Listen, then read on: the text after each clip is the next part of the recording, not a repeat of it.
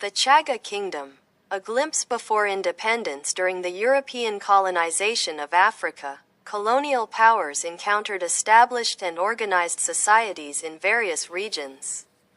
These were often referred to as traditional chiefdoms. Among the most prominent in East Africa was the Chagga Kingdom, situated on the slopes of Mount Kilimanjaro, stretching from Rongai to Sia. The Chagga Kingdom was a centralized monarchy led by a supreme leader known as the Manji Mkuu, paramount chief or king. Under his authority were regional leaders called Manji Waitori, who oversaw various districts. Each district comprised smaller localities managed by local chiefs, also titled Manji, such as Manji Meli of Old Moshi, Manji Sina of Kibosho, and Manji Salakana of Usari. For instance, the Rombo area had several local chiefs, including those of Keni, Mashati, and Mengwe, all reporting to the Manji Waitori of Rombo. Similarly, regions like Kibosho, Machame, Sia, Old Moshi, and Marengu had their own local chiefs under the jurisdiction of their respective Manji Waitori. These regional leaders, in turn, were subordinate to the Manji Mkuu, who unified the entire Chagga community. By 1953, notable Manji Waitori included Petro Itosi Mariel of Vunjo, Abdiel Shengali of Hai, and James Selingia Kinabo of Rombo, who retired in 1952 and was succeeded by John Maruma.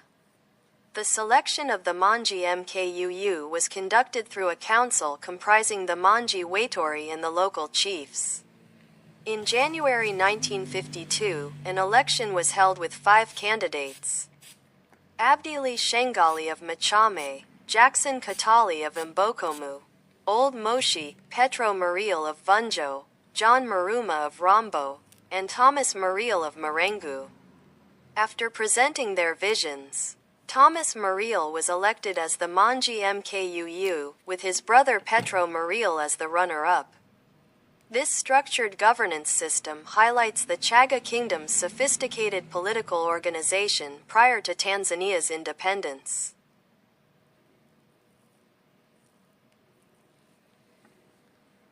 In many ways, Africa is separated into tribes as much or more than countries.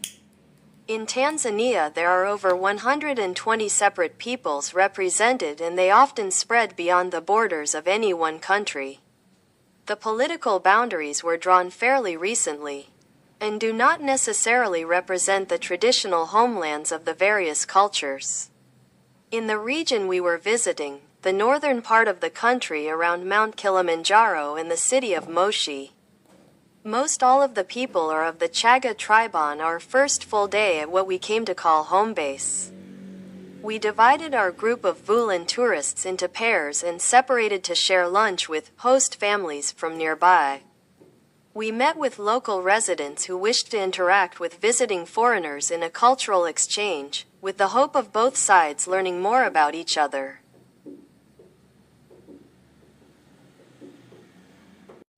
Fresh fruits and vegetables. One of the things I appreciate about living in Tanzania is the limited availability of packaged foods. Although there are grocery stores in Arusha that carry them, they are usually very expensive. For instance, a Betty Crocker cake mix costs about $9 US, so it's motivating to make things from scratch and use a lot of fresh, whole foods in cooking. This is what a typical grocery shopping trip yields for us. Feeling hungry now? If you've been to Tanzania, what new or unusual foods did you eat? What were your favorite Tanzanian foods?